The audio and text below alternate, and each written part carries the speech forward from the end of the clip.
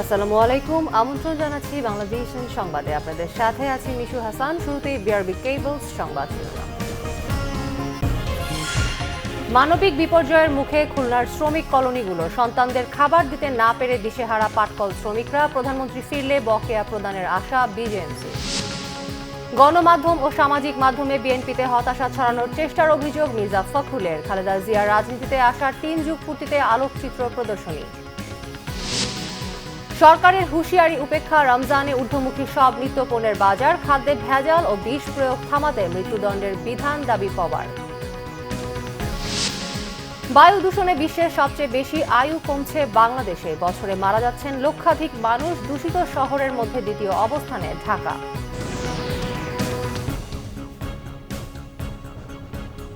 দেখছিলেন BRB cables সংবাদ শিরোনাম। এবারে বিস্তারিত।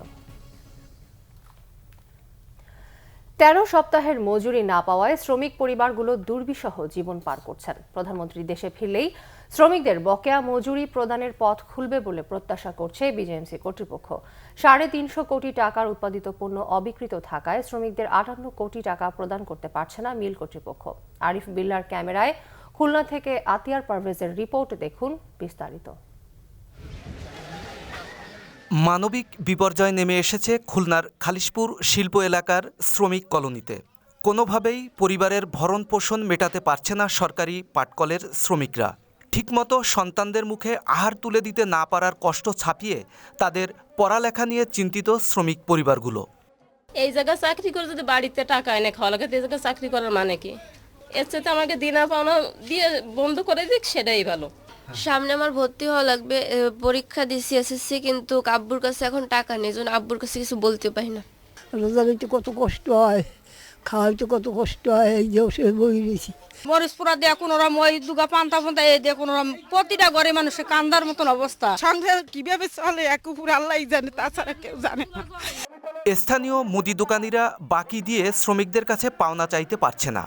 বাকি দিতে খাতি দোকানও শেষ, দোকানের মাল জিনিস শেষ হয়ে গেছে, সেই সাথে দিনায়ও চারিপাশে ভরপুর হয়ে গেছে। কেন শ্রমিকরা মজুরি পাচ্ছেন না আর কবে পাবেন সে কথা জানালেন বিজেএমসি কর্তৃপক্ষ। বকেয়া দেওয়ার ইঙ্গিতের ব্যাপার হচ্ছে, আপনারা অবশ্যই জানেন যে একটা চুক্তি স্বাক্ষর হয়েছিল চেয়ারম্যান মহোদয় সহ লেবার ডাইরেক্টর প্রতিমন্ত্রী, শ্রম প্রতিমন্ত্রীর উপস্থিতিতে, কিন্তু সেই টাকাটা গভর্নমেন্ট খাতের থেকে ছাড় হয়নি, জিও আমরা পাইনি। এখন শোনা যাচ্ছে যে প্রধানমন্ত্রী আসলে তারপরে জিও হবে। বন্ধ মিলগুলোকে উৎপাদনে ফেরাতে দ্রুত বকেয়া মজুরি দেওয়ার দাবি অনাহারী শ্রমিকদের। আতিয়ার পারভেজ, বাংলা ভিশন, খুলনা। খুনি ও অর্থ পাচারকারীদের ক্ষমা নেই বলে হুঁশিয়ারি দিয়েছেন প্রধানমন্ত্রী শেখ হাসিনা। লন্ডনে লুকিয়ে থাকা বিএনপির ভারপ্রাপ্ত চেয়ারম্যান তারেক রহমানের দিকে ইঙ্গিত করে তিনি বলেন, তাদের অবশ্যই শাস্তি হবে। বৃহস্পতিবার বিকেলে লন্ডনের তাজ হোটেলে এক মতবিনিময় সভায় তিনি এই হুঁশিয়ারি দেন। বাংলাদেশ আওয়ামী লীগের যুক্তরাজ্য শাখা ও দলের সহযোগী সংগঠনগুলো এই মতবিনিময় সভার আয়োজন করে। প্রধানমন্ত্রী বলেন, আদালত খুনি ও অর্থ পাচারকারীদের বিরুদ্ধে রায় দিয়েছে। এই রায় কার্যকরের পদক্ষেপ নেবে সরকার। গত জাতীয় সংসদ নির্বাচনে বিএনপির ভরাডুবি প্রসঙ্গে প্রধানমন্ত্রী শেখ হাসিনা বলেন, দলটি নির্বাচনকে প্রতিযোগিতা হিসেবে না নিয়ে মনোনয়ন বাণিজ্য হিসেবে নিয়েছিল। এদের সাজা, অনেকের সাজা হয়েছে, এই সাজাও যাতে কার্যকর হয় তার ব্যবস্থাটাও আমরা করব। যেমন জাতিপিতা হত্যাকারীদের বিচার করেছি, যুদ্ধাপরাধীদের বিচার করেছি, আর এইভাবে অপরাধী যারা যতই পালিয়ে থাকুক, যতই অর্থ ব্যয় করুক, এদের কোনোদিন ক্ষমা নেই, জাতি এদের ক্ষমা করবে না। আর যদি কেউ বাংলাদেশের মানুষের ভাগ্য নিয়ে ছিনিমিনি খেলতে না পারে, ইতিহাস বিকৃতি করতে না পারে, বাংলাদেশ যে এগিয়ে যাচ্ছে এর এই অগ্রযাত্রা যেন অব্যাহত থাকে। বাংলাদেশকে আমরা ক্ষুধামুক্ত, দারিদ্র্যমুক্ত, ইতিমধ্যে আল্লাহর রহমতে ক্ষুধামুক্ত আমরা করতে পেরেছি, দারিদ্র্যমুক্ত ইনশাল্লাহ আমরা করতে পারবো, এবং বাংলাদেশ একটা মর্যাদা নিয়ে বিশ্বে চলবে, আমরা সেভাবে এগিয়ে নিয়ে যাব। মির্জা ফখরুল ইসলাম আলমগীর অভিযোগ করেছেন, পরিকল্পিতভাবে দেশকে অকার্যকর রাষ্ট্রে পরিণত করার চেষ্টা চলছে। বেগম খালেদা জিয়ার রাজনীতিতে আগমন, বিএনপি চেয়ারপারসন হিসেবে দায়িত্ব পালনের 3 যুগ পূর্তি উপলক্ষে আলোকচিত্র প্রদর্শনী ও আলোচনা সভার আয়োজন করে ন্যাশনালিস্ট রিসার্চ সেন্টার। আলোচনায় বক্তারা বলেন, দেশের জনগণের অধিকার আদায়ের কথা বলাতেই বেগম জিয়াকে কারাভোগ করতে হচ্ছে। হতাশা ও বিভ্রান্তি কাটিয়ে দলকে জাগিয়ে তুলতে সাংগঠনিক কার্যক্রমের ওপর জোর দেওয়ার পরামর্শ দেন রাষ্ট্রবিজ্ঞানী ডক্টর ইমাজউদ্দিন আহমদ। বিএনপির মহাসচিব মির্জা ফখরুল ইসলাম আলমগীর বলেন, বেগম জিয়ার বলিষ্ঠ নেতৃত্বের কারণেই দেশি বিদেশি চক্রান্তকে ব্যর্থ করে 91 এবং 2001-এ বিএনপি ক্ষমতায় এসেছিল। গণমাধ্যম ও সামাজিক যোগাযোগ মাধ্যমকে ব্যবহার করে বিএনপির মধ্যে বিভ্রান্তি ও হতাশা ছড়ানোর অভিযোগ করেন দলটির মহাসচিব। অত্যন্ত পরিকল্পিতভাবে বাংলাদেশকে একটা অকার্যকর রাষ্ট্রে পরিণত করবার চেষ্টা চলছে। এখানে সমস্ত প্রতিষ্ঠানগুলো ভেঙে দিয়েছে। আপনার বিচার ব্যবস্থা হায়রি, কেউ কোনো আপনার কোথাও কোনো বিচার পায় না। নির্বাচন ব্যবস্থা সম্পূর্ণ ধ্বংস হয়ে গেছে। আজকে আইন শৃঙ্খলা রক্ষাকারী বাহিনী একটা দলের কাছে সবাই জিম্মি হয়ে পড়ে আছে। মানবাধিকার বলতে কারোরই কিচ্ছু নেই। সেই অবস্থার প্রেক্ষিতে আমাদেরকে লড়তে হবে, সংগ্রাম করতে হবে। ছোলা, মসুর ডালের মতো খাদ্যপণ্য আগের বাড়তি দামে স্থিতিশীল রয়েছে এই সপ্তাহে। আর বাড়তি দামের তালিকায় নতুন করে যুক্ত হয়েছে পেঁয়াজ, রসুন সহ বেশ কিছু ভোগ্যপণ্য। রোজায় বেগুন, শসা, টমেটোর মতো সবজির দাম বেড়ে যাবে, এটি নিশ্চিত করে জানেন ক্রেতারা। কিন্তু পেঁপের মতো সবজির কেজি যখন 50 টাকা আর লাউ যখন 50 টাকার নিচে কেনা সহজ নয়, তখন কাঁচা বাজারের ক্রেতাদের স্বস্তি মেলা কঠিন। সবজির দাম একটু বেশি, এটা বলতেই হয়। লেবু, সবজি এগুলির দাম একটু বেশি। পাকা পেঁপে, ফ্রুটসের দামও একটু বেশি। বাসা থেকে একটা আইডিয়া করে আসি যে এই সবজিটা নিব, কিন্তু আসতে গেলে দেখা যায় যে ওই সবজিটা মানে কেনার সামর্থ্য অনেক সময় থাকে না, পরে চেঞ্জ হয়ে দেখা গেল অন্য সবজি কিনতে হয়। যদিও বিক্রেতারা বলছেন দাম বাড়েনি। বেগুন বিক্রি হচ্ছে 60 টাকা কেজি, কলা দিয়ে মাল, কারণ মালের দাম হলো কম সবজির। তারপরে শসা বেচতেছি 70 টাকা কেজি। বেশ খানিকটা দাম বেড়েছে রসুন, পেঁয়াজের। বিশেষ করে চায়না রসুনের দাম বেড়েছে 30 টাকার মতো। রসুন তো এই আপনার সপ্তাহখানেকের মধ্যে বাড়লো, প্রায় 80 টাকা ছিল। এই রসুন এখন বর্তমানে 120 টাকা। গতকাল 30 কিনছি, আছে 35, আর বড়টা 40। বড়টা 40 না, বড়টা 40। জেনুইন ভালো পেঁয়াজ দেশি পাবনার, এগুলোর দাম 35 টাকা খুচরা বিক্রি করতেছি, আমরা কিনে আনছি 30 টাকা। ছোলা, মসুর ডালের বাজার এখনো ঊর্ধ্বমুখী। ছোলাটার দাম এখনো ওইভাবে আছে, তবে সামান্য 2-3 টাকা আবার বেশি দেখতেছি অনেক সময় মার্কেট যায়। আর মসুর ডালের দামটা 1 কেজিতে 10 থেকে 12 টাকা বাড়িয়ে গেছে। এদিকে কিছুটা স্বস্তি রয়েছে মাংসের বাজারে, কারণ গরু, খাসির মাংস সরকারের বেঁধে দেওয়া দামে বিক্রি হতে দেখা গেছে। GM Hasan, Bangla vision, Dhaka. এদিকে খাদ্যে ভেজাল ও বিষ প্রয়োগকারীদের সর্বোচ্চ শাস্তি দাবি করেছে পরিবেশ বাঁচাও আন্দোলন পবা। সকালে রাজধানীর চকবাজারে এলাকায় এক মানববন্ধনে এই দাবি জানায় সংগঠনটি। মানববন্ধনে বক্তারা বলেন, নাগরিকদের জন্য বিষ ও ভেজাল মুক্ত এবং পুষ্টিমান সম্পন্ন খাদ্য নিশ্চিত করা রাষ্ট্রের দায়িত্ব। কিন্তু দেশের মানুষ নিরাপদ খাদ্য থেকে বঞ্চিত। বর্তমানে দেশে উৎপাদন ও সরবরাহ পর্যায়ে খাদ্যে ভেজাল ও রাসায়নিক মেশানো হচ্ছে। মোবাইল কোর্ট পরিচালনায় ভেজাল খাদ্য বিক্রয় কিছুটা কমলেও উৎপাদন পর্যায়ে খাদ্যের মান এখনো নিশ্চিত হয়নি। ফলে দেশের মানুষ মারাত্মক স্বাস্থ্য ঝুঁকিতে রয়েছে। খাদ্যকে নিরাপদ করতে যেসব আইন রয়েছে তার দ্রুত বাস্তবায়ন ও প্রয়োগের দাবি জানানো হয় মানববন্ধনে। শুধু মোবাইল কোর্টই যথেষ্ট নয়, যাতে এই অন্যান্য আইনগুলা কঠোরভাবে প্রয়োগ করা হয়, সেই দাবিতেই আজকে আমাদের এই মানববন্ধন। যারা বিষাক্ত ভেজাল পদার্থ মিশাবে তাদেরকে একদিকে যেমন ক্ষতিপূরণ আদায় করবে, অন্যদিকে তাদেরকে বিরাট পরিমাণ জরিমানা করে এবং তাদেরকে দীর্ঘমেয়াদী শাস্তির আওতায় নিয়ে আসতে হবে। পুরান ঢাকার সোয়ারীঘাট থেকে প্রায় 84 লাখ টাকা মূল্যের 21 টন জাটকা জব্দ করেছে র্যাবের ভ্রাম্যমাণ আদালত। গ্রেফতারকৃত 9 জনকে 1 বছর করে কারাদণ্ড দেওয়া হয়েছে। শুক্রবার সকালে সোয়ারীঘাট মাছ বাজারে অভিযান চালায় র্যাবের ভ্রাম্যমাণ আদালত। ম্যাজিস্ট্রেট সারোয়ার আলম বলেন, 2টি কাভার্ড ভ্যান বোঝাই 21 টন জাটকা মাছ জব্দ করা হয়েছে। সামুদ্রিক মাছ পরিবহনের আড়ালে চট্টগ্রাম থেকে জাটকাগুলো আনা হয়। জাটকা ইলিশ বিক্রির অপরাধে আড়তদার 9 জনকে গ্রেফতার করা হয়েছে, তবে পরিবহনগুলোর চালক কাউকে গ্রেফতার করা যায়নি। সারোয়ার আলম জানান, তবে বাজারটিতে ফরমালিনযুক্ত কোনো মাছ পাওয়া যায়নি। জেলা মৎস্য কর্মকর্তা সৈয়দ আলমগীর জানান, রাজধানীর সবগুলো বাজারে তাদের মনিটরিং সেল কাজ করছে। সোয়ারীঘাট ও যাত্রাবাড়ি এই দুটি বাজারে সবচেয়ে বেশি জাটকা মাছ বিক্রি হয় বলে জানান তিনি। যাদেরকে আমরা আটক করি তাদের বেশিরভাগই আড়তদার। এখানে যেটি হয়েছে যে এই আড়তদাররা জেলেদেরকে দাদন দেয় এবং তাদেরকে বাধ্য করে এই সমস্ত জাটকা আসলে হারভেস্ট করার জন্য বা মারার জন্য, ক্যাচ করার জন্য। এটা তো মূলত এই অপরাধের কারণে এখানে আড়তদার সহ যারা বিক্রয় করছেন প্রত্যেককেই মৎস্য আইন অনুযায়ী 1 বছর করে বিনাশ্রম কারাদণ্ডে আদেশ করা হয়েছে। বিশ্ব স্বাস্থ্য সংস্থার গবেষণা বলছে বায়ু দূষণের কারণে হওয়া ক্রনিক অবস্ট্রাকটিভ পালমোনারি ডিজিজ বিশ্বজুড়ে মৃত্যুর তৃতীয় প্রধান কারণ। বায়ু দূষণে বিশ্বের সবচেয়ে বেশি আয়ু কমছে বাংলাদেশের মানুষের।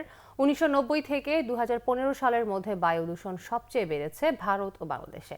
বাংলাদেশে বছরে 1,22,400 মানুষের মৃত্যু হচ্ছে এর ক্ষতিকর প্রভাবে। আর যথারীতি দূষিত বায়ু শহরের মধ্যে দ্বিতীয় অবস্থানে রাজধানী ঢাকা।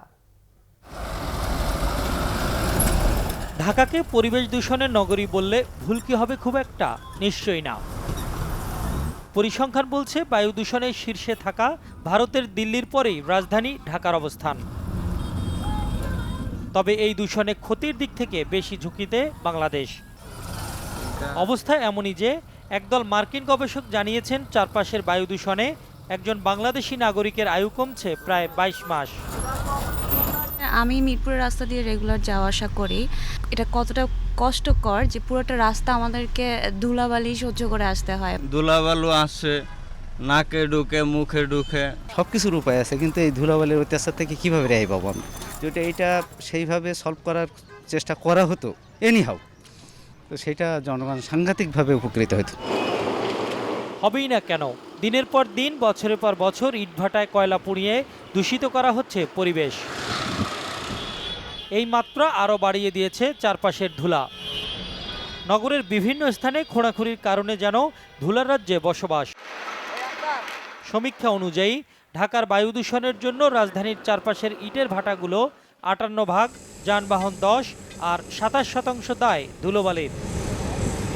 WHO এর মতে 2.5 PM এর ক্ষেত্রে বাংলাদেশ পৃথিবীতে 44তম স্থান অধিকার করে আছে দূষণের মাত্রা হিসেবে। বায়ু দূষণ হতে পারে আমরা গ্যাসিয়াস ইমিশনের কারণে, সালফার ডাইঅক্সাইড, নাইট্রাস অক্সাইড, নাইট্রোজেনের oxide, carbon dioxide, carbon monoxide, এগুলির কারণে হতে পারে, এগুলির কারণে হচ্ছে। বাট স্পেসিফিক্যালি পার্টিকুলেট ম্যাটারের জন্য ঢাকা শহরে যেই বায়ু দূষণ হয় এবং তার জন্য যে স্বাস্থ্য ঘটিত যেই খরচ, সেই ব্যয়ভার আমরা বহন করতে পারবো কিনা। সবচেয়ে মিহি যে ধূলিকণা তার সহনীয় মাত্রা 65 একক হলেও রাজধানীর জিপিও মোড়ে 10 গুণেরও বেশি 670 একক। প্রেস ক্লাবের সামনে 10 গুণ বেশি 655। ধানমন্ডি 27 নম্বর মোড়ে স্বাভাবিক মাত্রার চেয়ে 10 গুণেরও বেশি ধূলিকণা পাওয়া গেছে। বায়ু দূষণের ফলে বিভিন্ন ধরনের শারীরিক সমস্যার সম্মুখীন আমাদের হতে হচ্ছে। তার মধ্যে শ্বাসনালী বা শ্বাসযন্ত্রের সমস্যাগুলোই বেশি। এর মধ্যে সাধারণ সর্দি, কাশি, হাঁচি থেকে শুরু করে আরও একটু বড় ধরনের সমস্যা যেমন হাঁপানি বা অ্যাজমা, এই জাতীয় সমস্যাগুলোর প্রকোপ দিন দিন বেড়ে যাচ্ছে। বিশ্বব্যাংকের প্রতিবেদন অনুযায়ী 2015 সালে বায়ু দূষণে ঢাকা শহরে মারা যায় প্রায় 10,000 মানুষ। মিজানুর রহমান, সবুজ, বাংলা ভিশন, ঢাকা। নিচ্ছি সিবিসি টাইলস সংবাদ বিরতি, সাথেই থাকুন, ফিরে এসে থাকছে। অযোধ্যায় বাবরি মসজিদের জমিতে রাম মন্দির নির্মাণের আন্দোলনে সৃষ্ট বিরোধ 15 আগস্টের মধ্যে নিষ্পত্তির নির্দেশ ভারতের সুপ্রিম কোর্টের। আইপিএল এর দ্বিতীয় কোয়ালিফায়ার আজ মুম্বাইয়ের বিপক্ষে ফাইনাল খেলতে মুখোমুখি চেন্নাই, দিল্লি।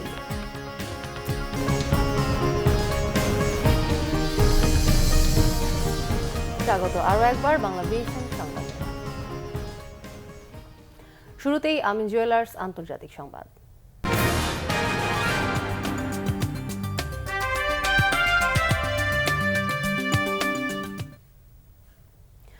ভারতের অযোধ্যায় গুড়িয়ে দেয়া বাবরি মসজিদের ভূমিতে রাম মন্দির নির্মাণের আন্দোলনে সৃষ্ট বিরোধ 15 আগস্টের মধ্যে নিষ্পত্তির নির্দেশ দিয়েছে সুপ্রিম কোর্ট।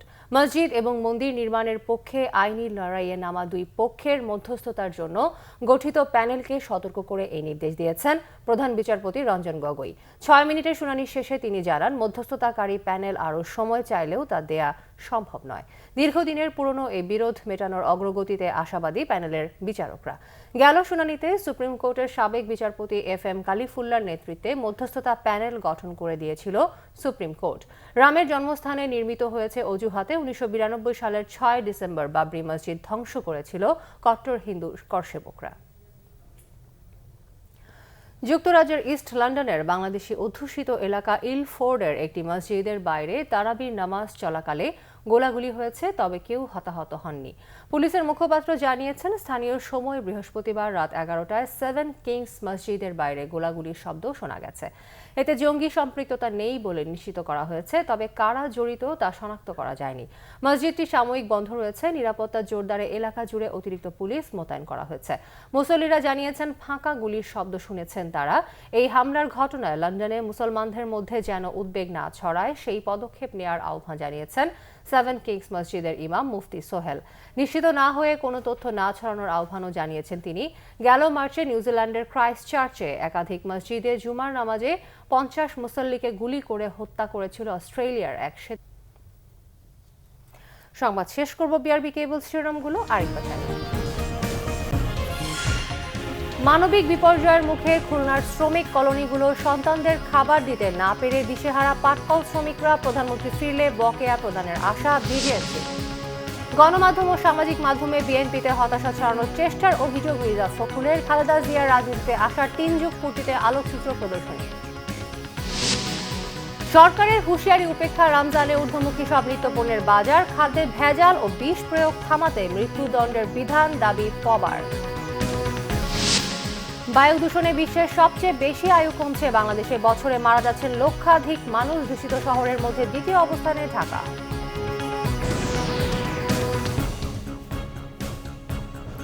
দর্শক, এই ছিল এখনকার মতো। পরের সংবাদ বিকেল 4টায়। এর আগে 3টায় রয়েছে নিউজ টপ 10 দেখার আমন্ত্রণ রইল।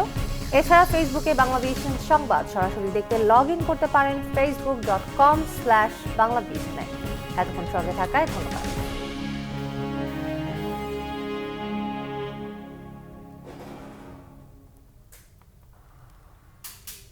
কিসের